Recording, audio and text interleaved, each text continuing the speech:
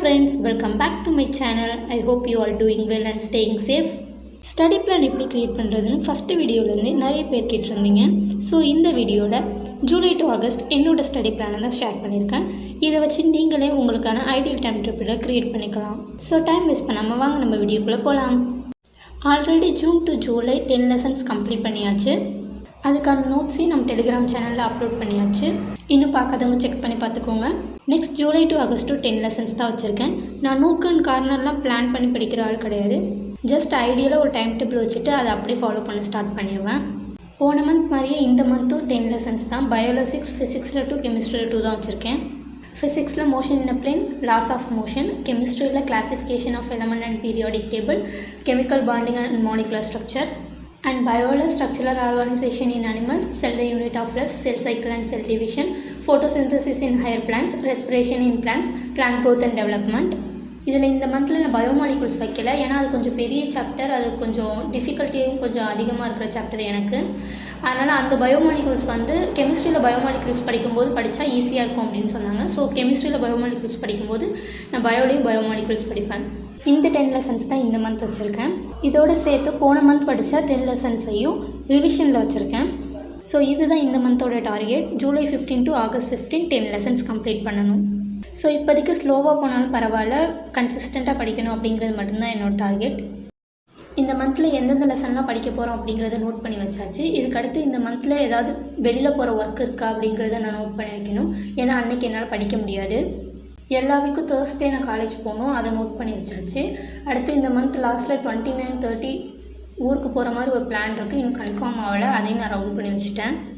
So அப்படி பார்த்தா இந்த மந்தில் ஜூலை 15 டு ஆகஸ்ட் 15 ஒரு 6 டேஸ் என்னால் படிக்க முடியாமல் போகலாம். இதெல்லாம் இதுக்கு முன்னக்கூடியே பார்த்து வைக்கிறோம் அப்படின்னா நமக்கு அப்போவே தெரிஞ்சிடும். சரி, ஓகே, இவ்வளோ நாள் தான் நமக்கு பெண்டிங் இருக்குது, இதுக்குள்ளே மேனேஜ் பண்ணி இந்த லெசன்ஸ் எல்லாம் முடிக்கணும் அப்படிங்கிற மாதிரி மைண்டில் ஒரு கால்குலேஷன் போட்டுக்கலாம். நீங்களும் மந்த்லி பிளான் போடுறீங்க அப்படின்னா அந்த மந்தில் உங்களுக்கு ஸ்கிப் பண்ண முடியாத ஒர்க் ஏதாவது இருக்குது அப்படின்னு முன்னாடியே தெரிஞ்சிச்சுன்னா அதை நோட் பண்ணி வச்சுக்கோங்க. ஏன்னா நீங்கள் அடுத்து படிக்கும்போது சரி இந்த டே படிக்க முடியாது, அப்போ இதுக்குள்ளே நம்ம முடித்தாதான் உண்டு அப்படின்னு உங்களுக்கே தெரிஞ்சிடும். ஸோ இப்போ நம்ம இந்த மந்தில் என்னென்ன படிக்கணும் அப்படிங்கிறத நோட் பண்ணி வச்சாச்சு. படிக்கிறத தவிர வேறு என்னென்ன ஒர்க் இந்த மந்தில் இருக்குது அப்படிங்கிறதையும் நோட் பண்ணி வச்சாச்சு. இது ரெண்டுத்தையும் பண்ணிட்டாலே நமக்கு முக்கால்வாசி வேலை முடிஞ்சிருச்சு.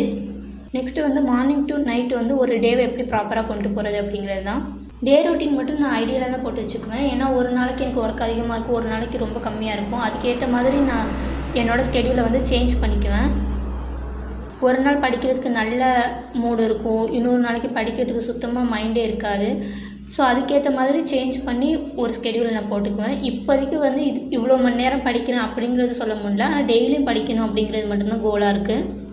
நீங்கள் இப்போ தான் புதுசாக படிக்க ஸ்டார்ட் பண்ண போகிறீங்க அப்படின்னா உங்களுக்கு ஒரு கன்சிஸ்டன்சி மெயின்டைன் ஆகிற வரைக்கும் ஒரு 1 மந்த்தோ இல்லை ஒரு 1.5 மந்த்தோ நீங்கள் டெய்லியும் படிக்கிறதுக்கு ட்ரை பண்ணுங்கள். 6 ஹார்ஸ் 10 ஹார்ஸ் தான் படிக்கணும் அப்படிங்கிறதுலாம் கிடையாது. ஒரு 2 to 3 ஹார்ஸ் படித்தாலுமே டெய்லியுமே படிக்கிறதுக்கு ட்ரை பண்ணுங்கள். Slow progress is better than no progress. ஏன்னா ஒரு நாளைக்கு 6 மணி நேரம் 10 மணி நேரம் படிச்சுட்டு அப்புறம் ஃபுல்லாக விட்டுறதை விட டெய்லி ஒரு 2 மணி நேரம் 3 மணி நேரம் தொடர்ந்து படித்தா அதுவே நல்லாயிருக்கும். நான் ப்ரிப்பேர் பண்ணியிருக்க இந்த டெய்லி ரொட்டீன் டைம் டேபிளே அசால்ட்டாக ஒரு 9 ஹார்ஸ் படிக்கிற மாதிரி தான் இருக்கும். ஏன்னா படிக்கிறதுக்கு ஈக்குவலாக பிரேக் டைமும் அதில் கிடைக்கும். நான் ஆல்ரெடி கொஞ்சம் நல்லா தான் படிச்சுட்ருக்கேன், இன்னும் கொஞ்சம் ப்ராப்பராக என்னோடய டேவை கொண்டு போனால் போதும் அப்படின்னு நினைக்கிறவங்களுக்கு இது கண்டிப்பாக யூஸ்ஃபுல்லாக இருக்கும். நான் இதை டெலிகிராம் சேனலே அப்லோட் பண்ணுறேன், நீங்கள் வேணாலும் பார்த்துக்கோங்க. அப்படி இல்லைன்னா இது ஐடியலாக வச்சு உங்களுக்கு ஃப்ளெக்சிபிளான டைமில் நீங்கள் ஒரு டைம் டேபிளை க்ரியேட் பண்ணிக்கோங்க. ஸோ அவ்வளோதான், மந்த்லி பிளான் போட்டாச்சு. மந்த்லி பிளானை பொறுத்த வரைக்கும் 3 ஸ்டெப் தான் நான் ஃபாலோ பண்ணுறேன். ஃபஸ்ட்டு வந்து என்ன அந்த மந்தில் படிக்கணும் அப்படிங்கிறத பார்த்துக்கணும். அடுத்து அந்த மந்தில் படிக்கிறத தவிர வேறு என்னென்ன ஒர்க்லாம் இருக்குது அப்படிங்கிறத நோட் பண்ணிக்கணும். ஒரு டேவை எப்படி ப்ராப்பராக கொண்டு போகிறது அப்படிங்கிறது ஒரு ஐடியல் பிளான் வச்சுட்டு அந்த மந்தோட பிளானை வந்து எக்ஸிக்யூட் பண்ண ஸ்டார்ட் பண்ணிடுங்க. ரொம்பலாம் பிளான் பண்ணாமல் எவ்வளோக்கு எவ்வளோ உங்களோட டைம் டேபிளை சிம்பிளாக்கிக்க முடியுமோ அவ்வளோக்கு எவ்வளோ சிம்பிளாக்கிக்கோங்க. இந்த டைம் டேபிள் என்ன ட்ராப்பர்ஸ்க்காக மட்டும்தானா அப்படின்னு கேட்டால் கிடையாது. School students and partial droppers எல்லாருக்குமே தான். நீங்கள் வந்து உங்களோட ஸ்கூல் டைம் அண்ட் காலேஜ் டைமை தவிர மீதி இருக்கிற டைமில் இதே மாதிரி ஸ்டெப்பை ஃபாலோ பண்ணி உங்களுக்கான டைம் டேபிளை க்ரியேட் பண்ணிக்கோங்க. School students and partial droppers வந்து லீவ் டைமை இன்னும் கொஞ்சம் நல்லா யூட்டிலைஸ் பண்ணி படிங்க. இன்னும் நிறைய பேர் கேட்குற ஒரு விஷயம் என்னென்னா, மொபைல் ரொம்ப அடிக்ட் ஆகுது, டிவி ரொம்ப அடிக்ட் ஆகுது அப்படின்னு சொல்கிறீங்க. மொபைலில் தான் படிக்கிறோம் அப்படிங்கிறதுனால அப்படியே பார்த்துட்டே டிஸ்ட்ராக்ட் ஆகிரும் அப்படின்னு சொல்கிறீங்க. நீங்களாம் மொபைல் பார்க்க மாட்டிங்களா, டிவி பார்க்க மாட்டிங்களா, டிவி சீரியல் ஷோ இதெல்லாம் பார்க்க மாட்டிங்களா அப்படின்னு சொல்லி கமெண்ட்டில் கேட்டிருந்தீங்க.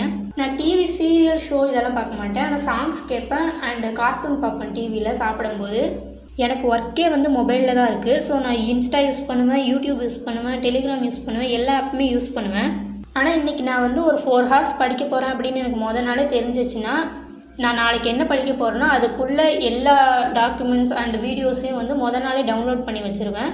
அண்ட் மறுநாள் வந்து அந்த 4 hours தான் நான் படிக்க போகிறேன் அப்படின்னா எந்த 2 hours ஸ்ப்ளிட் பண்ணி எந்த 2 hours படிக்க போகிறேனோ அந்த டைமில் மட்டும் மொபைலை ஃப்ளைட் மோடில் போட்டுருவேன்.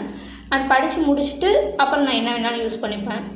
மொபைல் அடிக்ஷன் வந்து இப்போ யூனிவர்சலான ஒரு விஷயமாகிடுச்சு. அதை அவாய்டெலாம் பண்ண முடியாது சுத்தமாக. நமக்கு எவ்வளோ தேவையோ அதுக்கு ஏற்ற மாதிரி நம்ம கண்ட்ரோல் பண்ணி மட்டும் வச்சுக்கலாம்.